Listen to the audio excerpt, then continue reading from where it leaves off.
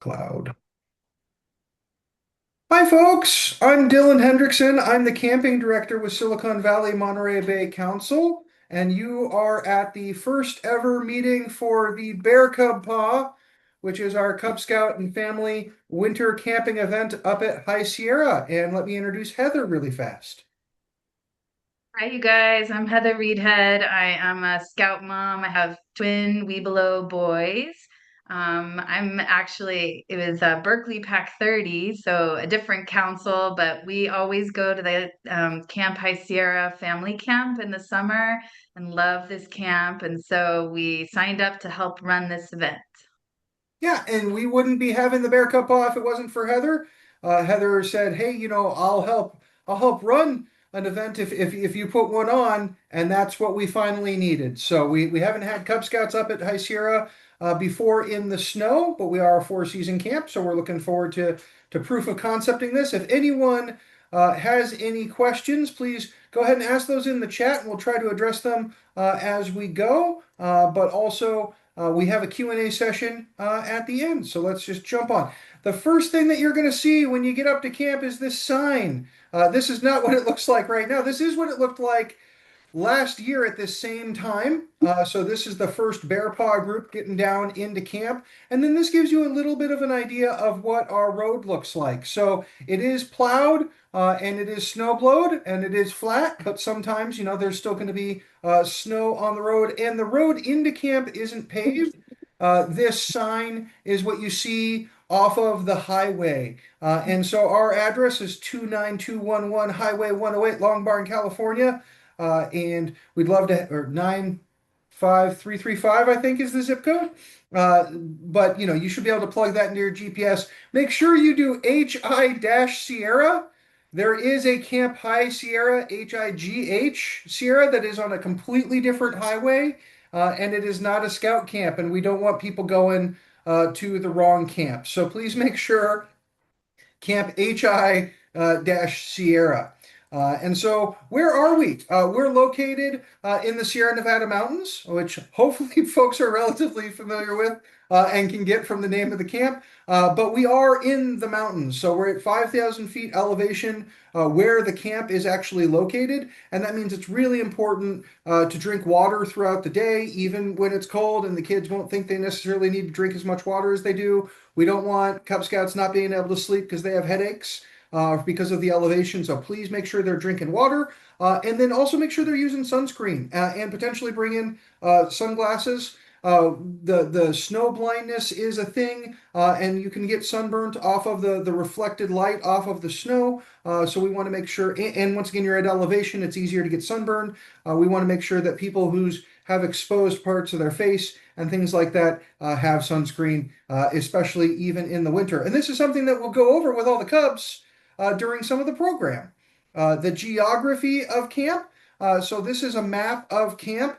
We're going to primarily be on the east side of camp, the west side of camp. I wrote that incorrectly. The west side of camp, the west side of the river. So we're not going to do too much in terms of group stuff on the other side of the river, except where the sledding is going to happen. A lot of the snow activities are going to happen, but we're going to camp in the flag meadow slash program meadow areas where there will be some people camping, but most, if not everyone's going to be in the cabins up on the hill that are located around the dining hall and the health lodge. And so you can see those numbered C1 through C7, then E1 and E2, D1 through D3. And then Heather is going to send out cabin assignments, and we're going to get those out to everybody and try to make sure that everyone is as comfortable as possible. Most of the cabins are 8 bunk cabins, but some of them are smaller or have different configurations than the others. There are bathrooms and showers located in the dining hall, as well as the shower building, which also has bathrooms located centrally amongst all of the cabins that are on the hillside near camp. So we're going to be centered on the dining hall. That's where a majority of our program is going to happen that is inside as well. The weather at camp. So I just checked before the meeting, and for this whole week, it's been in the daytime, it's been in the 50s. And in the evening, it's been in the low 30s. So tonight it's supposed to get down to 30 degrees, 31 degrees up at camp. And it was about 57 degrees when I checked in the middle of the afternoon today. And so it's not super cold, but it's not warm either, which means you want to make sure that the Cub Scouts are wearing layers because they're going to be running around, they'll get hot. You want to make sure you can take layers off, put layers back on, and that everybody is as comfortable as possible. And so one of the things that we do have at camp that is absolutely amazing, and Heather was talking about this a little bit beforehand, is the astronomy opportunities. So we have absolutely fabulous clear skies. That's something that you're going to want to take advantage of with the Cub Scouts in the evening. We can do a quick astronomy walk. I was an astronomy merit badge counselor a gazillion years ago. I don't mind doing a fun astronomy walk if the kids are interested in that. But of course, we don't need to. That's what some of the other stuff that we're going to have in the dining hall is for. This is also a nice picture when it was a winter wonderland up at camp. This was once again 3 years ago in February. So this is the same time period. It's We just just went down. snowpacks at different times. Bearcub, so. Yep, yep, yep, yep. There we go. Okay, vehicles at camp. So you can see this is an overview of camp, and there is a nice parking lot. The parking lot is now paved, which is fantastic, means far less mud during the winter and when we're dealing with rain or snow. But as you can see, it is a relatively limited parking lot. So hopefully people aren't planning on bringing mobile homes or trailers or things like that. If you can carpool, uh, carpool, but hopefully you're coming as families at a minimum. The really important note is, especially for any of our events in the winter, any vehicle that gets down into camp needs to be able to get out of camp if it had snowed over the course of the evening. And what that means is you need to be able to get on the highway. And to get on the highway, you're gonna if you have a two-wheel drive car and you don't have anything special about it, you're gonna need snow chains. And if you have an all-wheel drive car, you're gonna need snow tires. Or a four-wheel drive car. And so, and preferably you also have chains if you have those last two, but they will do chain checks and things like that on Highway 108 when it is snowing, and they've implemented winter safety rules. And also, it's just we want all the Cub Scouts to be safe. So please don't bring your minivan into camp without chains, which we had last year. So we had a minivan get stuck in camp for about a month, and we don't want that to happen to anybody. It wasn't a month, but I always think of it as a month because it felt like a month. Okay. Important pre-camp preparations. The most important thing that we need you to do is fill out a health form and bring a health form for everybody who's coming. That means every parent, every sibling, every scout, everyone who's registered and staying in camp needs a health form. And that means either a paper form that's filled out that we collect, or you fill it out in Camp Doc. Our council is now opted into Camp Doc, which is an online, essentially an online medical form. The nice thing about Camp Doc is you fill it out one time and it follows you to all of the future events in our council. And in Golden Gate Council, where Heather is from, we've opted into Camp Doc with Golden Gate Council to bring our purchasing power to it. So as two councils together, we are paying less for the product than we would be if we were one council doing it on our own. And so that's something that goes across both in the same way that Black Pug is being used by both of those local councils. Immunization records are required. Specifically, please don't forget to check for tetanus. That's the one that's periodic.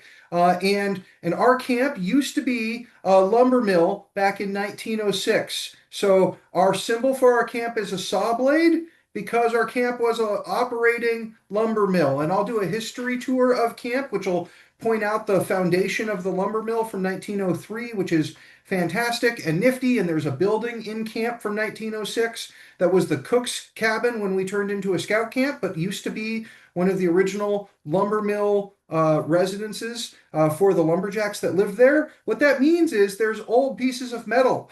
So please make sure that the kids have their tetanus. Cub Scouts are fantastic at finding things where they shouldn't and being places that they shouldn't, and we want to make sure they're protected.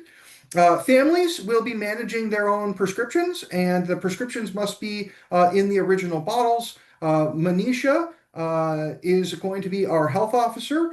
She's going to be staying in the health lodge. This is our health lodge right here. There will be a light on 24/7. It is very noticeable. It is right up above the dining hall, and she will be available to be contacted 24/7 if you need anything from her. She is a doctor. And she should be able to take care of stuff. She served as the health officer at summer camp for 350 scouts. So she should be able to handle our group. And her family is coming to the event as well. And so her sons are going to help us run some of the stuff. If you see this totem pole, this is the view from the front. And as you can tell, most of the cabins on the hill are located around the health lodge because we're scouts and we like to be prepared. Next slide. Okay. Here we go. When you arrive, we're going to want you to check in at the dining hall. Arrival is going to start at 6 p.m. on Friday. You can get there a little bit before that. We're not going to stop anybody, but I've never seen anyone get there on Friday before 6 p.m. I would be very, unless you're pulling your kids out of school and you're traveling around the middle of the day, which absolutely go for it. If experience is more important to you than school education, then this may be a chance to do that. But we will be there doing check-in at 6 p.m. We'll be there earlier than that. You want to go to the main double doors, park, please pull in and back in to the parking lot, and then walk up to the dining hall. Do not drive up to the dining hall, and we'll check you in. And then we'll have a Cracker Barrel and board games after check-in in the dining hall. We've got a whole bunch of board games that we'll set up. We're going to have cheese and crackers and hot chocolate. We'll see if we can drink more hot chocolate than the Scouting America folks. The Scouting America weekend drinks roughly 60 pounds of hot chocolate. I don't think we'll drink more than 60 pounds of hot chocolate, but we've got Cub Scouts, so we can give them a run for their money. Camp amenities. There will be a small trading post with souvenirs in the dining hall. I pretty sure that our trading post manager set this aside. If they didn't, I'll break into the closet. And we have beanies and we have some other stuff if you want to get Camp High Sierra branded things.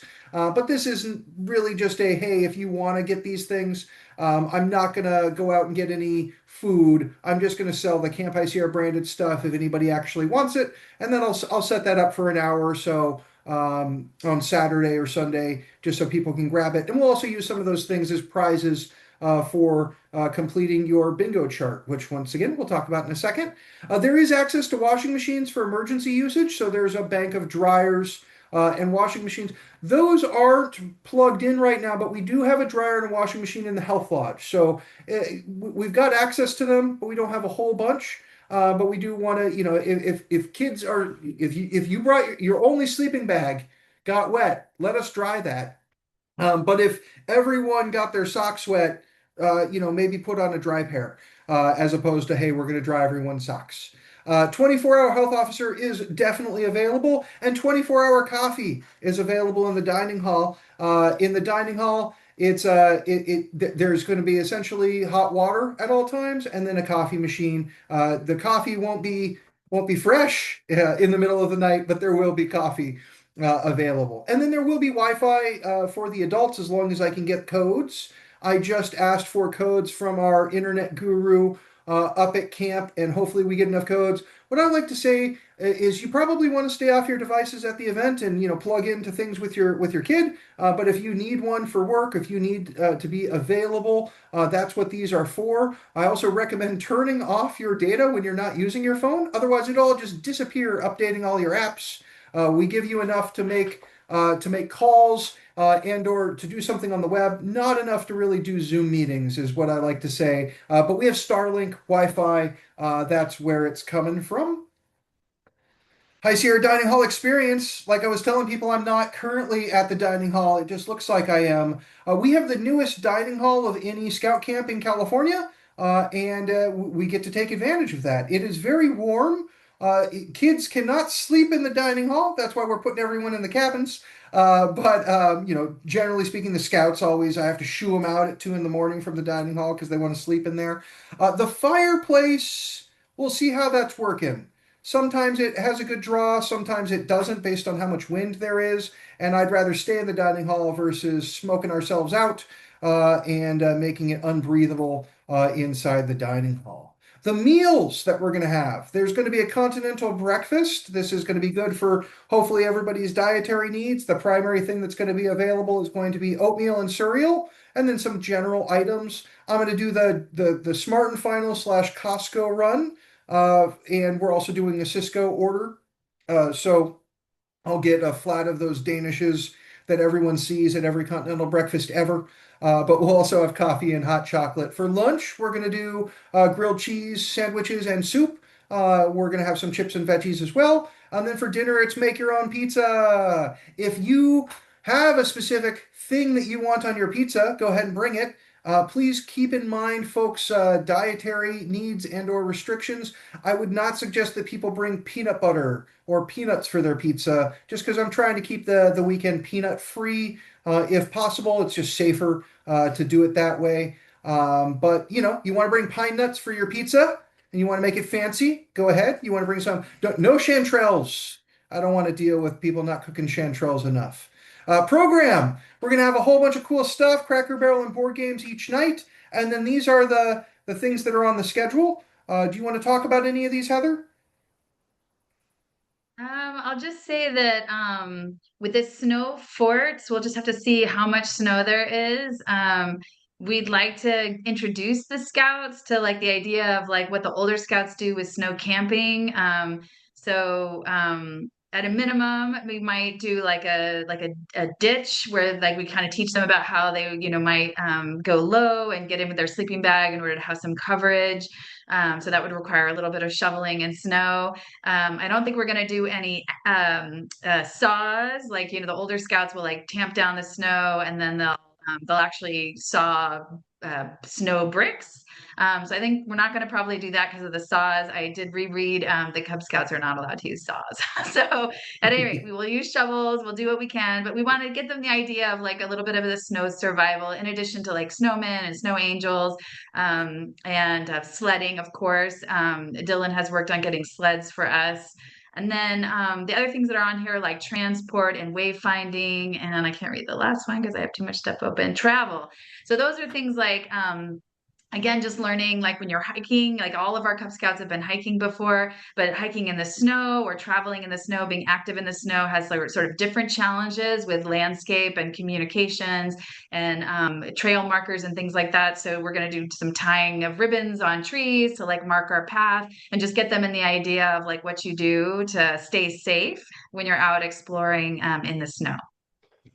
And once again, and we can play some of these things by ear. I was also the nature director at camp, so we can do a nature hike if folks want to learn the trees and the bushes and the things that are still alive in the winter. Hopefully, we get to see some snow plants, which are something you only really get to see in the winter up at camp, and most of the time that they're dying by the time summer camp happens. But there's some unique ecology that we can experience and explore at camp as well.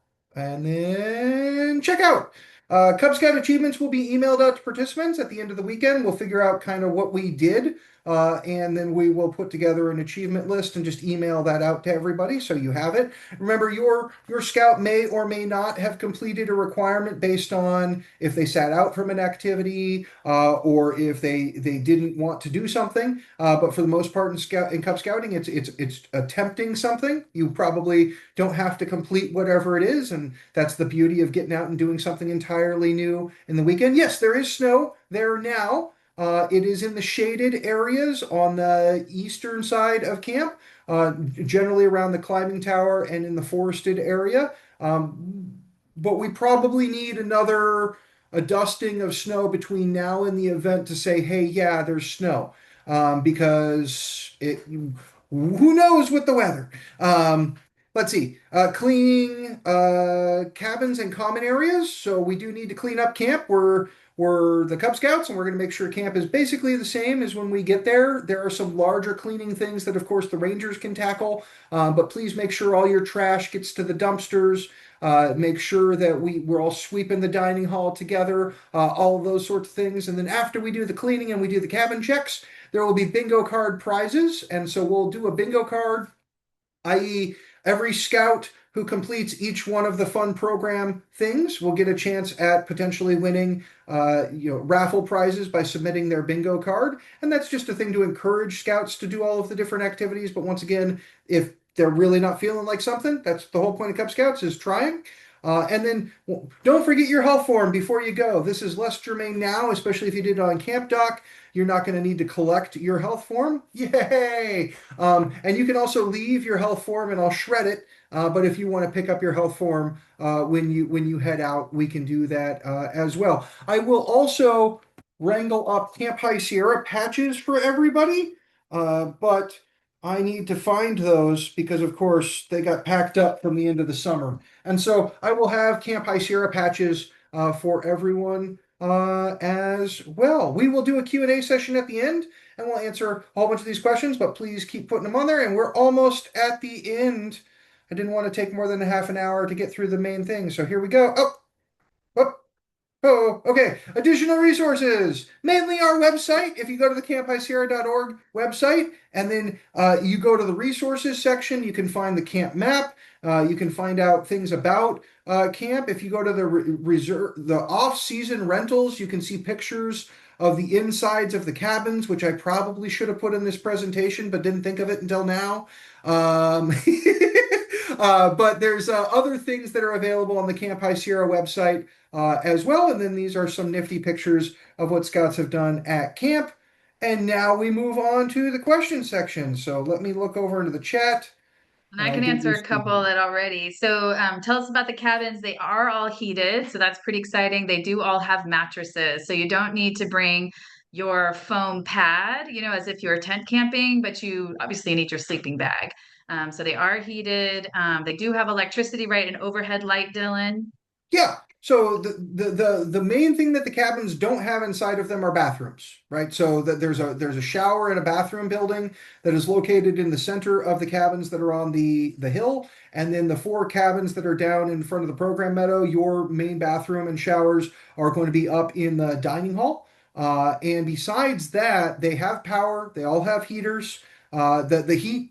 What I will say is you're at altitude and it's dry heat. So if you're bring a humidifier if your children don't do well in dry heat, or if you don't do well in dry heat, just be prepared for that. Bring chapstick.